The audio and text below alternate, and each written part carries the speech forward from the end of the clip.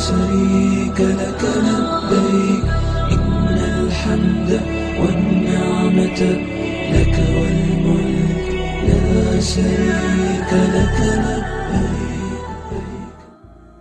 اے لوگو، تمہارا رب ایک ہے اور تمہارا باپ ایک ہے. تم سب آدم علیہ السلام کی اولاد ہو اور آدم مٹی سے بنے تھے.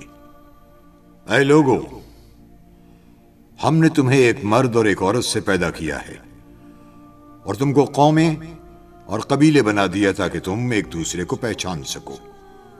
بے شک تم میں سے سب سے زیادہ عزت والا وہ ہے جو تقوی میں سب سے بڑھ کر ہے. بے شک اللہ تعالیٰ سب کچھ جاننے والا، ہر چیز کی خوب خبر رکھنے والا ہے. کسی عربی کو عجمی پر، کسی عجمی کو عربی پر، کسی کالے کو گورے پر اور کسی گورے کو کالے رنگ و نسل کی بنیاد پر کوئی فضیلت نہیں. اللہ تعالیٰ کی بارگاہ میں فضیلت کا مدار صرف تقوی پر ہے. میں تمہیں اللہ کی عبادت اور تقوی کی وصیت کرتا ہوں اور تمہیں اس کی اطاعت کا حکم دیتا ہوں، اور آغاز کلام اس سے کرتا ہوں جو خیر ہے. سنو، زمانہ جاہلیت کی تمام باطل قدروں کو میں اپنے قدموں تلے روند رہا ہوں. سنو، عہد جاہلیت کی ہر باطل رسم و روایت کو میں اپنے دونوں قدموں تلے پامال کر رہا ہوں. سنو، عہد جاہلیت کے نسل در نسل خونی انتقام کے سلسلے اور باطل طریقوں سے حاصل کیے ہوئے مال اور افتخار کے جاہلی معیارات کو قیامت تک کے لیے ختم کر رہا ہوں. بے شک عہد جاہلیت کے تمام عہدے اور منصب ختم کیے جا رہے ہیں. صرف بیت اللہ کی خدمت و نگرانی اور حاجیوں کو پانی پلانے کا منصب باقی رہے گا. قتل عمد کے لیے قصاص ہے، اور قتل شبہ عمد یعنی لاٹھی یا پتھر کی ضرب سے کسی کی موت واقع ہو جائے تو اس کی دیت 100 اونٹ ہے. جو اس سے زیادہ کا مطالبہ کرے تو یہ عہد جاہلیت کے اثرات کا نتیجہ ہے. آج میں تمام سودی مطالبات ختم کیے جا رہا ہوں، لیکن اصل زر کی ادائیگی لازم ہوگی تاکہ نہ مقروض پر ظلم ہو اور نہ قرض خواہ کا حق مارا جائے. اللہ تعالیٰ نے حتمی اور قطعی حکم صادر فرما دیا ہے کہ سودی نظام نہیں چلے گا. زمانہ جاہلیت کے سارے سودی واجبات ختم کر دیے گئے ہیں، اور سب سے پہلے میں اپنے چچا عباس بن عبد المطلب کے سارے سودی واجبات کو ختم کرتا ہوں. زمانہ جاہلیت کے نسل در نسل جاری رہنے والے خونی انتقام کا دستور ختم کر دیا گیا ہے، اور سب سے پہلے میں اپنے خاندان کے ایک فرد ایاس بن ربیعہ بن حارث بن عبد المطلب کے خون کو معاف کرتا ہوں. وہ ایام رداعت میں بنو لیس میں تھے کہ قبیلہ حزیل کے لوگوں نے انہیں قتل کر دیا. یہ پہلا خون ہے جس سے میں زمانہ جاہلیت کے دستور کو ختم کرنے کی ابتدا کر رہا ہوں. اے لوگو، قمری مہینوں کی ترتیب میں تقدیم و تاخیر یہ زمانہ کفر کی زیادتی ہے. اس کے ذریعے کافروں کو گمراہ کیا جاتا ہے کہ وہ اپنی نفسانی خواہش کے تحت ایک سال محرم کے مہینے میں جنگ کو حلال کر دیتے ہیں اور دوسرے سال اسے حرام کر دیتے ہیں، تاکہ اللہ تعالیٰ نے حرمت والے مہینوں کی جو تعداد مقرر کی ہے وہ پوری ہو جائے. اسی کا نتیجہ ہے کہ وہ اللہ تعالیٰ کے حرمت والے مہینے کو حلال کر دیتے ہیں اور حلال مہینوں کو حرام کر دیتے ہیں. سنو، آج زمانہ گھوم پھر کر اسی ترتیب کے مطابق آ گیا ہے جو آسمانوں اور زمینوں کی تخلیق یعنی ابتدائے آفرینش سے جاری تھی. اللہ تعالیٰ نے اپنے تکونی نظام میں مہینوں کی تعداد 12 مقرر فرمائی ہے. ان میں سے 4 حرمت والے ہیں. ان 4 حرمت والے مہینوں میں سے 3 مسلسل ہیں، یعنی ذوالقعدہ، ذوالحجہ اور محرم، اور ایک رجب ہے جو جمادی الثانیہ اور شعبان کے درمیان ہے. اور قمری مہینہ کبھی 29 دن کا ہوتا ہے اور کبھی 30 دن کا. سنو، حج قیامت تک ذوالحجہ ہی میں ہوگا. اے لوگو، تمہارے جسم، تمہاری جان، تمہارے مال اور تمہاری عزت و آبرو کو ایک دوسرے پر وہی حرمت حاصل ہے جو اس مہینے ذوالحجہ، اس شہر مقدس مکہ المکرمہ اور اس دن یوم عرفہ کو حاصل ہے جس میں تم سب آج جمع ہو۔ میری بات غور سے سنو، تم عزت والی زندگی پاؤ گے، مگر شرط یہ ہے کہ نہ دوسرے پر ظلم کرو اور نہ تم پر ظلم کیا جائے، اور نہ اپنے آپ پر ظلم کرو۔ اے لوگو، بے شک ایک مسلمان دوسرے مسلمان کا بھائی ہے، سب مسلمان آپس میں بھائی بھائی ہیں۔ ایک مومن کا سب کچھ دوسرے پر ایسا ہی حرام ہے جیسے آج کے دن کی حرمت۔ اس کا گوشت دوسرے پر حرام ہے، وہ غیبت کر کے اس کا گوشت نہ کھائے۔ ایک مسلمان کی آبرو دوسرے پر حرام ہے، کوئی کسی کا عیب ظاہر نہ کرے۔ ایک مسلمان کا چہرہ دوسرے پر حرام ہے، کوئی کسی کو تھپڑ نہ مارے، کوئی کسی کو ایذا نہ پہنچائے، کوئی کسی کو ایذا پہنچانے کے لیے دھکا نہ دے۔ ہر مسلمان کے لیے دوسرے مسلمان بھائی کا خون حلال نہیں، کسی بھی مسلمان کے لیے دوسرے کا مال حلال نہیں ہے سوائے اس کے کہ وہ خوش دلی سے کوئی چیز اسے دے۔ میں تمہیں بتاتا ہوں کہ حقیقی مسلمان کون ہے۔ حقیقی مسلمان وہ ہے جس کی دست درازی اور زبان کی اذیت سے دوسرا مسلمان محفوظ رہے۔ حقیقی مومن وہ ہے جس سے لوگوں کی جان و مال محفوظ رہے۔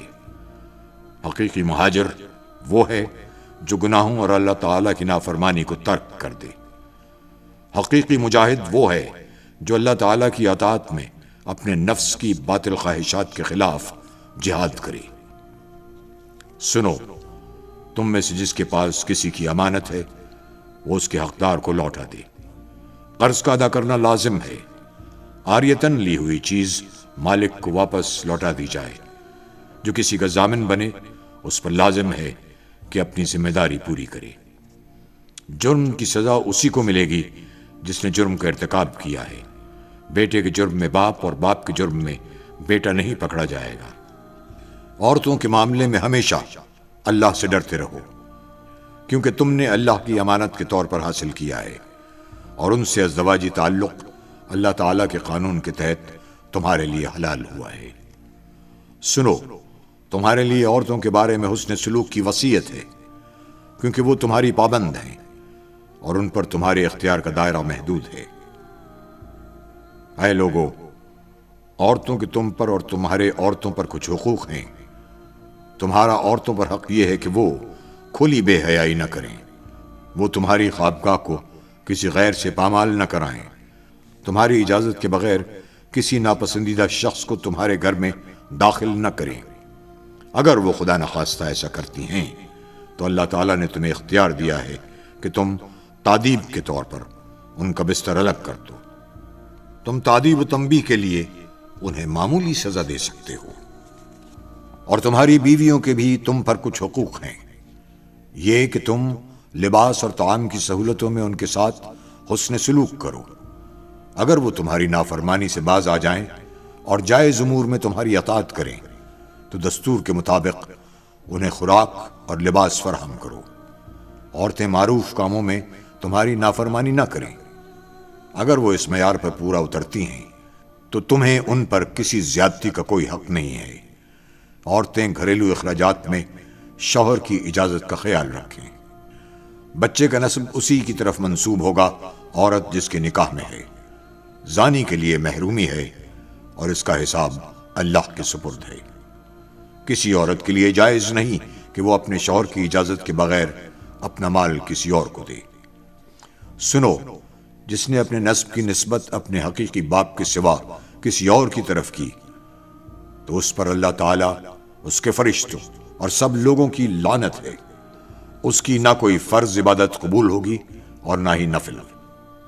اپنے خادموں اور ماتحتوں کا اچھی طرح خیال رکھو، انہیں وہی کھلاؤ جو خود کھاتے ہو، وہی پہناؤ جو خود پہنتے ہو۔ اگر وہ کوئی ایسا گناہ کرے جو تمہارے نزدیک ناقابل معافی ہے تو انہیں انتہائی سخت سزا دینے کے بجائے ان سے جان چھڑانے کا دوسرا طریقہ اختیار کرو۔ میں ایک بار پھر تاکید کے ساتھ تمہیں حکم دیتا ہوں کہ اپنے خادموں اور ماتحتوں کے ساتھ حسن سلوک کرو، انہیں وہی کھلاؤ جو خود کھاتے ہو اور وہی پہناؤ جو خود پہنتے ہو۔ اے لوگو، مجھے حکم دیا گیا ہے کہ میں لوگوں سے لڑوں یہاں تک کہ وہ کلمہ لا الہ الا اللہ کہنے پر آمادہ ہو جائیں۔ جب وہ توحید اور رسالت کا اقرار کر لیں تو ان کی جان و مال محفوظ ہے، آخرت میں ان کا حساب اللہ پر ہے، یعنی باطن اور نیتوں کا فیصلہ اللہ کی عدالت میں ہوگا۔ اللہ کے ساتھ کسی کو شریک نہ ٹھہراؤ، ناحق کسی کو قتل نہ کرو، زنا نہ کرو اور چوری نہ کرو۔ اے لوگو، میرے بعد کوئی نبی نہیں اور تمہارے بعد کوئی امت نہیں ہے۔ اپنے رب کی عبادت کرو، 5 وقت کی فرض نمازیں پڑھو، ماہ رمضان کے فرض روزے رکھو، بیت اللہ کا حج کرو، خوش دلی سے اپنے مال کی زکوٰۃ ادا کرو۔ اگر تم نے یہ سب کچھ کر لیا تو تمہارا رب عز و جل تمہیں جنت میں داخل فرمائے گا۔ اور اللہ سے ڈرتے رہو اور ناپ تول میں کمی نہ کرو اور زمین میں فساد برپا نہ کرو اور دین میں حد سے تجاوز نہ کرو۔ تم سے پہلی امتیں اس لیے ہلاک ہوئیں کہ انہوں نے دین میں غلو کیا، یعنی حد سے تجاوز کیا۔ اے لوگو، شیطان اس بات سے تو مایوس ہو چکا ہے کہ تمہاری اس زمین پر کبھی اس کی عبادت کی جائے، لیکن اس کے علاوہ بہت سے معاملات میں لوگ اس کا کہا مانیں گے۔ وہ اس بات پر بھی راضی ہوگا کہ تم بعض معمولی باتوں میں اس کی پیروی کرو، بس اپنے دین و ایمان کی حفاظت کی خاطر اس کے فریب سے بچ کر رہو۔ اللہ نے جو بھی بیماری نازل کی ہے اس کے لیے اس نے دوا بھی اتاری ہے، سوائے بڑھاپے کے۔ اے لوگو، اللہ تعالیٰ نے وراثت میں ہر وارث کا حصہ مقرر کر دیا ہے، تو اب کسی کے لیے یہ جائز نہیں ہے کہ وہ اپنی وفات سے پہلے کسی وارث کے لیے کوئی وصیت کرے، اور غیر وارث اور خیر کے دوسرے کاموں کے لیے وصیت کی زیادہ سے زیادہ حد کل ترکے کی 1/3 تک ہے۔ میری اور مجھ سے پہلے انبیاء کی بہترین دعا یہ ہے، اللہ ایک ہے، اس کا کوئی شریک نہیں، بادشاہت اسی کے لیے ہے، ہر تعریف کے لائق وہی ہے، خیر اسی کے قبضے و قدرت میں ہے، وہی زندگی عطا کرتا ہے اور وہی موت دیتا ہے، اور وہ ہر چیز پر قادر ہے۔ لوگوں، جان لو کہ 3 باتیں ایسی ہیں جن سے مومن کے دل میں کینہ پیدا نہیں ہوتا، یہ کہ عمل خیر خالص اللہ کے لیے ہو، اہل اختیار کی خیر خواہی کرو، مسلمانوں کی جماعت کو لازم پکڑو۔ اے لوگوں، صاحب اختیار کی بات کو سنو اور اطاعت کرو، خواہ تم پر ایک نکٹا حبشی غلام امیر بنا دیا جائے، جب تک کہ وہ کتاب اللہ کے مطابق حکم دے، یعنی حاکم کی اطاعت اس امر کے ساتھ مشروط ہے کہ اس کا حکم کتاب و سنت کے مطابق ہو۔ اے لوگو، میری بات کو سمجھو، کیونکہ میں نے دین کا پیغام تم تک پہنچا دیا ہے۔ میں نے تمہارے درمیان ایسی چیزیں چھوڑ دی ہیں کہ جب تک تم انہیں مضبوطی سے تھامے رہو گے کبھی گمراہ نہ ہوگے۔ وہ یہ ہے اللہ تعالیٰ کی کتاب اور اس کے نبی کی سنت۔ سنو، ہر نبی کی دعوت گزر چکی، مگر میری دعوت یعنی شریعت مصطفی قیامت تک جاری رہے گی۔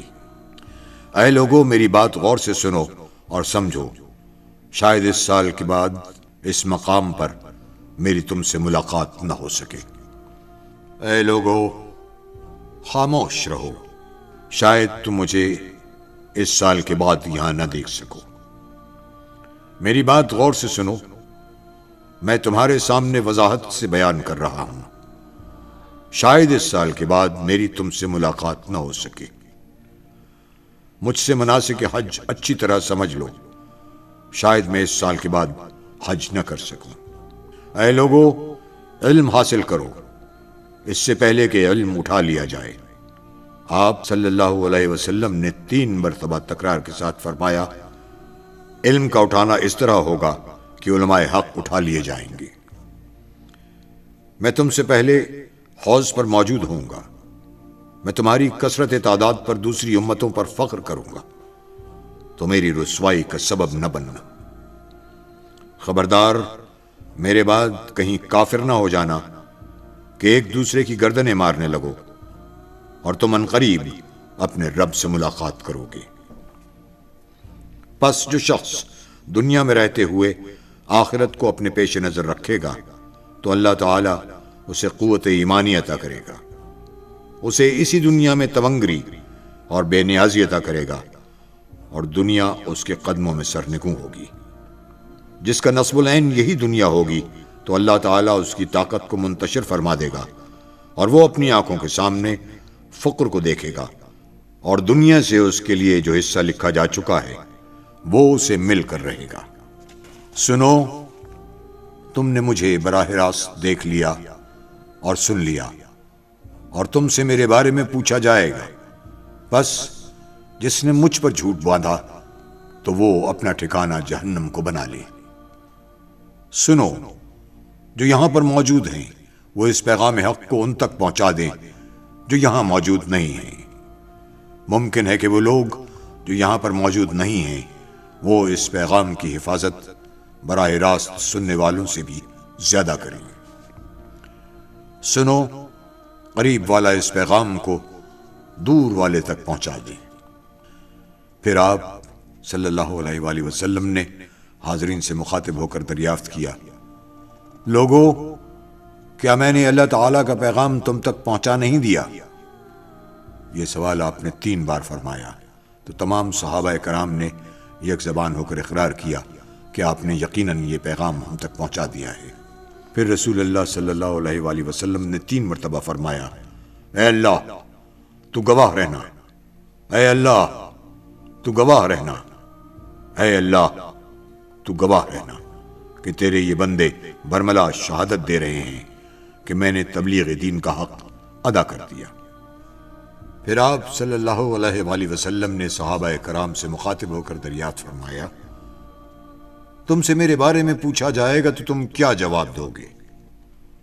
تمام صحابہ کرام نے ببانگ دول اعتراف کیا، ہم گواہی دیتے ہیں کہ آپ نے دعوت دین کی امانت ہم تک پہنچا دی، آپ نے فریضہ رسالت ادا کر دیا، اور آپ نے خیر خواہی کا حق ادا کر دیا۔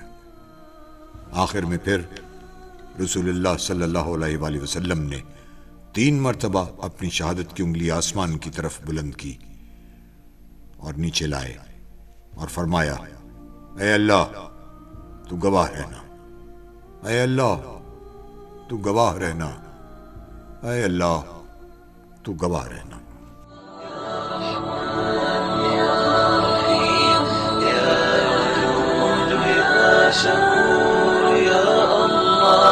لبيك اللهم لبيك، لبيك لا شريك لك لبيك، إن الحمد والنعمة لك والملك لا شريك